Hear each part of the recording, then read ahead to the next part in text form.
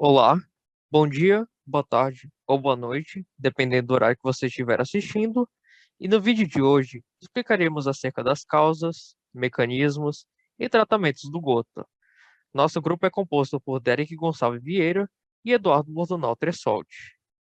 Mas antes de explicar mais a fundo acerca desses fatores, é importante conceituar o que é a gota. E bem, a gota nada mais é do que a deposição de cristais de urato monossódico, estado ionizado do ácido úrico, nos leucócitos, presentes no líquido sinovial de tecidos e regiões do organismo, como as articulações, caracterizando-se como um caso de artrite gotosa, além do rim, sendo chamado de nefrolitíase, mais comumente conhecida como pedra no rim. Esse distúrbio deriva de um alto nível sérico de ácido úrico no sangue, também chamado de hiperuricemia. Porém, uma confusão que muitos fazem é classificar todos os indivíduos que sofrem com a hiperuricemia como sendo também afetados pela gota, quando na verdade mais de 80% desses casos configuram-se como sendo assintomáticos. A principal manifestação clínica da gota é a ocorrência de crises dolorosas, vermelhidão, além de tofos gotosos, ou seja, deformidades articulares na região afetada, sendo o dedo do pé e as articulações dos membros inferiores as áreas mais comuns de sofrerem com esse acúmulo de cristais. A incidência da gota é mais comum em homens com uma idade mais avançada, entre 30 a 40 a 50 anos, perdão, entre 40 a 50 anos, de tal forma que, a cada 7 homens, um sofre com essa enfermidade. Outro grupo normalmente afetado por essa doença são as mulheres, as quais já passaram pela menopausa, onde, devido ao fato de que o hormônio estrogênio possui um efeito úrico-súrico, ou seja, promove a perda renal de ácido úrico, a partir do momento em que o organismo delas para de produzir esse hormônio, há um aumento do ácido úrico na circulação. Além do mais, há a possibilidade da transmissão hereditária dessa doença. Atualmente, os casos de gota ao redor do mundo estão em progressivo aumento, com mais de 41 milhões de casos registrados no ano de 2017. Antes de explicar mais a fundo acerca das causas da gota, é importante conceituar acerca das vias de produção do ácido úrico dentro do organismo, e são duas as vias metabólicas desse componente, sendo a primeira de modalidade endógena, a partir da degradação dos ácidos nucleicos, o DNA e RNA, presentes nas células. Por esse processo, gera apenas uma pequena quantidade de ácido úrico, em especial pelo fato dessas cadeias encontrarem-se em constante processo de renovação. Ou seja, ao mesmo tempo que a quantidade de ácido úrico é produzida, ela acaba sendo consumida na formação de novas cadeias.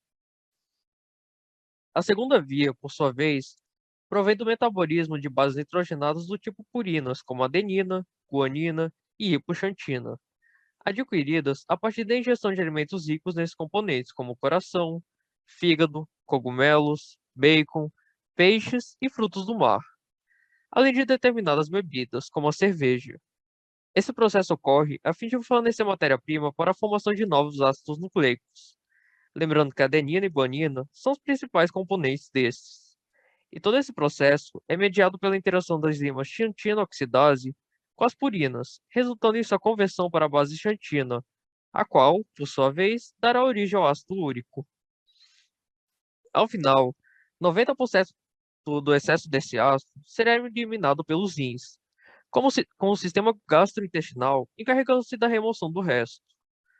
Porém, influências tanto endógenas quanto exógenas podem tanto causar um aumento excessivo da quantidade de ácido úrico no organismo, quanto em uma redução da capacidade de eliminação desse componente, aumentando a chance de ocorrência da gota.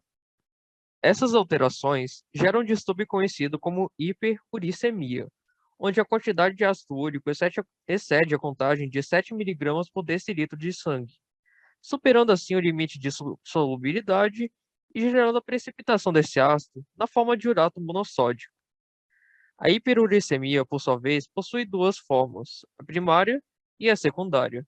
A primária está relacionada com os fatores endógenos de origem do distúrbio, envolvendo dentro disso o comprometimento da excreção renal de ácido úrico, o caso mais comum, além do aumento da produção endógena de ácido úrico, sendo ambos os processos caracterizados pelo fato de não haver uma explicação científica para a ocorrência deles. Já a hiperuricemia secundária engloba os fatores exógenos, como o emprego de uma dieta rica em purina, ocorrência de psoríase e o etilismo, ou seja, consumo excessivo de álcool, o qual não só possui uma alta quantidade de purinas, como também estimula a conversão de piruvato em lactato, componente que promove a reabsorção do urato no túbulo proximal renal. A obesidade, responsável por reduzir a excreção urinária de ácido úrico, o consumo de diuréticos, a exemplo dos tiazídicos, aumentando a reabsorção tubular proximal renal de ácido úrico, além do excesso de triglicerídeos no sangue, os quais são metabolizados em acetato, que dá origem ao ácido úrico. Por último, tem-se alguns fatores adicionais, que também promovem a redução da excreção de ácido úrico, como a intoxicação por chumbo, insuficiência renal crônica, acidose lática, além da síndrome metabólica, que leva a uma resistência à ação da insulina, promovendo o aumento da reabsorção tubular de ácido úrico. Dessa forma, como mencionado anteriormente, esses fatores implicam numa maior concentração de substrato úrico dentro da circulação, o qual tende a cristalizar-se ao adentrar as regiões mais frias e periféricas do corpo, como pés, mãos, tornozelos e joelhos. Mais, mais especificamente, no líquido sinovial presente nas articulações desses.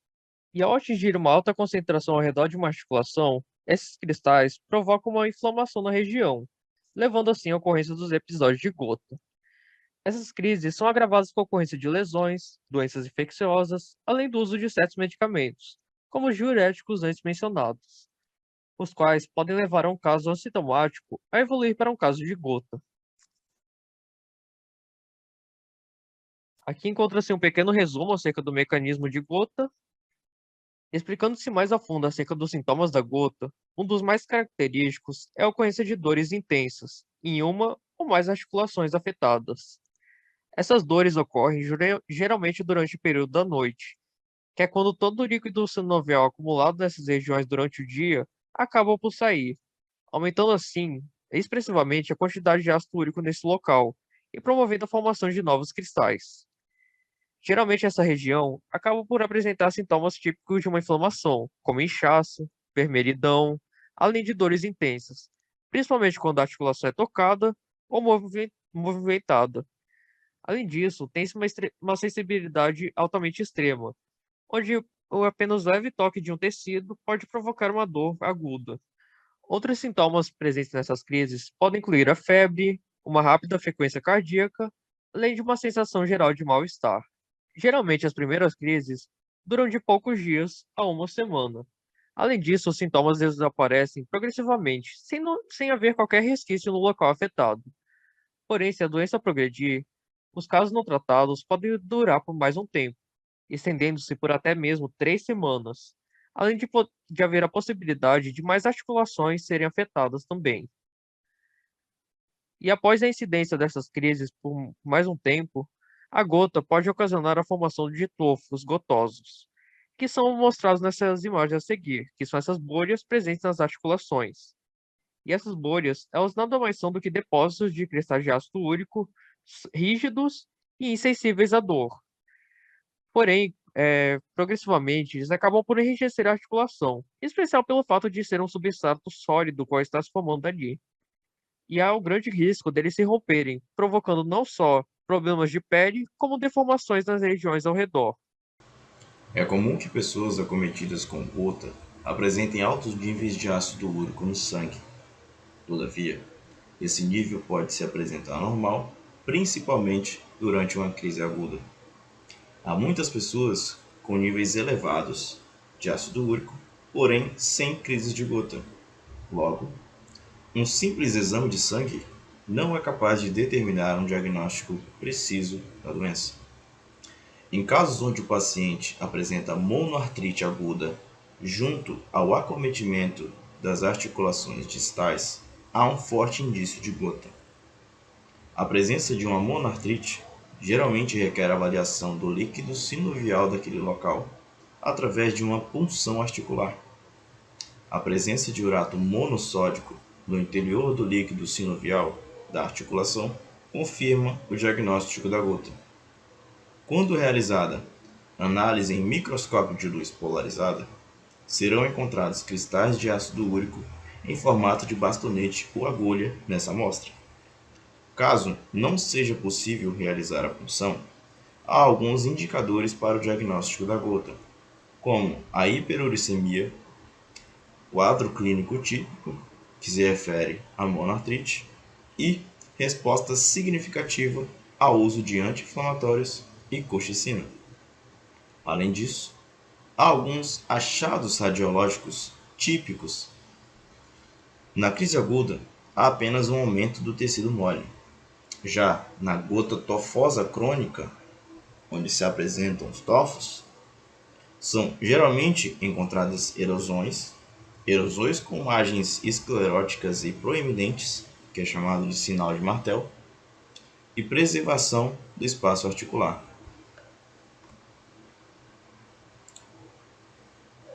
O tratamento da gota consiste em 5 pilares, sendo o primeiro deles o emprego de medicamentos para alívio das dores e inchaço. Em seguida, repouso e mobilização, alterações na dieta e perda de peso, que é um ponto-chave muito generalizado, mas que não tem tanto impacto assim como veremos a seguir. Uso de medicamentos para evitar a exacerbação e aplicação de medicamentos a fim de reduzir os níveis de ácido úrico no sangue. O tratamento possui 3 objetivos: alívio de exacerbações agudas, prevenção de exacerbações futuras e redução dos níveis de ácido úrico para evitar a formação de novos depósitos nas articulações e tecidos. Bom, no primeiro, para o alívio de exacerbações agudas, são utilizados anti-inflamatórios não esteroidais, em primeiro caso, colchicina como segunda escolha, glicocorticoides intramuscular como terceira escolha, ACTH intramuscular em caso de gota poliarticular e glicocorticoide sistêmico. Medicamentos de primeira escolha, ou seja, os anti-inflamatórios, a indometacina é o mais utilizado. Os AS são geralmente contraindicados, pois reduzem a excreção urinária de ácido úrico, que pode piorar as crises articulares, a famosa artrite. É administrado em 75 mg, seguida de 50 mg, de 6 em 6 horas, até melhora da dor. Com a melhora da dor, a medicação deve ser suspensa após 2 dias. A colchicina possui dose terapêutica muito próxima da dose tóxica, sendo utilizado meio miligrama a 1 mg de 3 a 4 vezes por dia, e pode gerar efeitos adversos como vômitos, diarreia e neuropatia. O uso intravenoso pode estar atrelado ao surgimento de mielossupressão em idosos. Quanto aos glicocorticoides intraarticulares, o mais utilizado é a triamcinolona, administrada de 20 a 40 mg por dia. Geralmente é usado quando há contraindicação do anti-inflamatório ou da colchicina, em caso de insuficiência renal ou hepática, e é indicado em caso de acometimento monoarticular. O ACTH intramuscular é utilizado de 40 a 80 unidades internacionais em dose única ou 2 vezes ao dia, ou no máximo 2 dias. Ele estimula a liberação de cortisol endógeno, já que é um hormônio hipofisário, e é geralmente utilizado em casos refratários aos anti-inflamatórios e à colchicina, para acometimentos poliarticulares. Além disso, pode ser usado em mobilização e tala com giro para diminuir a dor, principalmente no período da noite, onde ocorrem os maiores casos de dor. Segundo ponto, na prevenção de exacerbações futuras, muito se fala em uma dieta que evite o consumo de alimentos ricos em purina.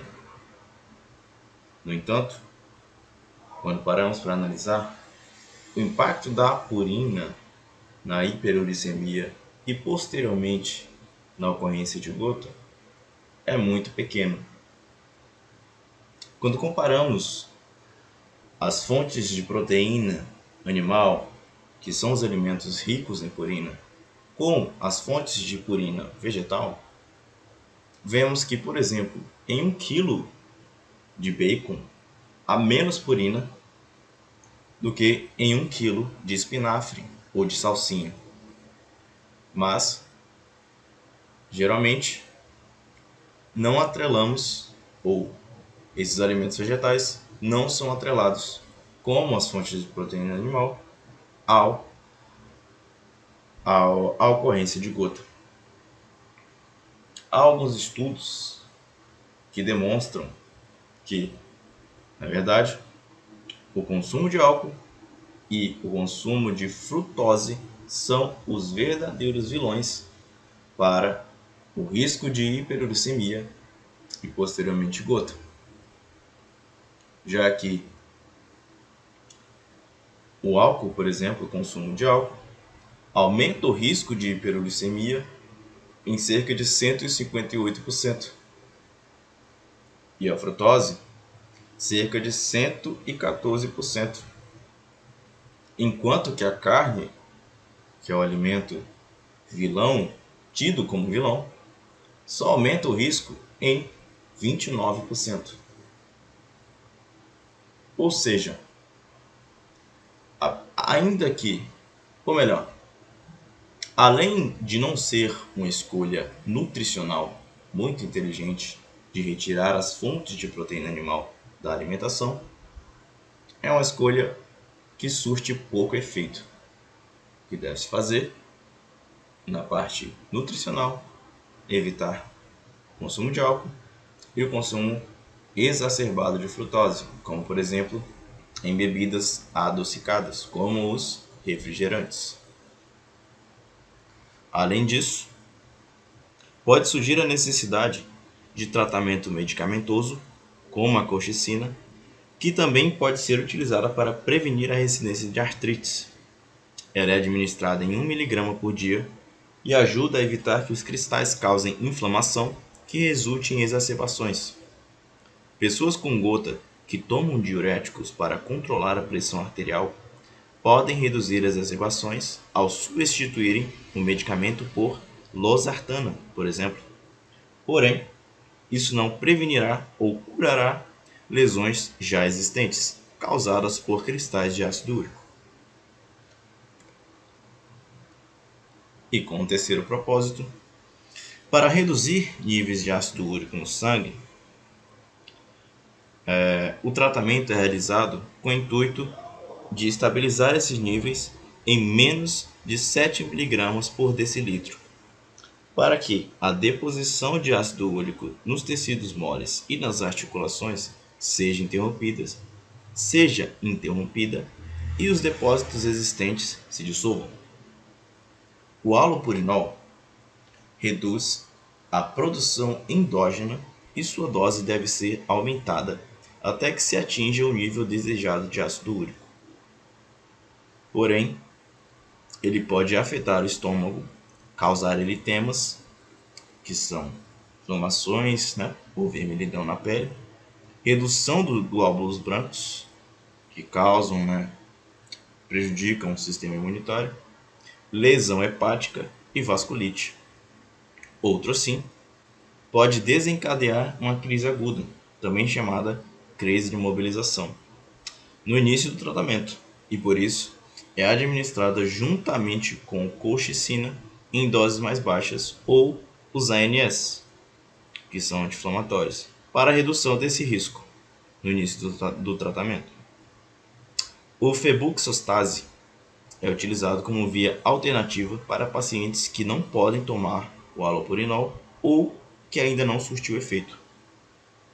A pegloticase é utilizada para redução drástica dos níveis de ácido úrico em pessoas com gota grave ou prolongada que não obtiveram sucesso com outros tratamentos e é administrada por via intravenosa.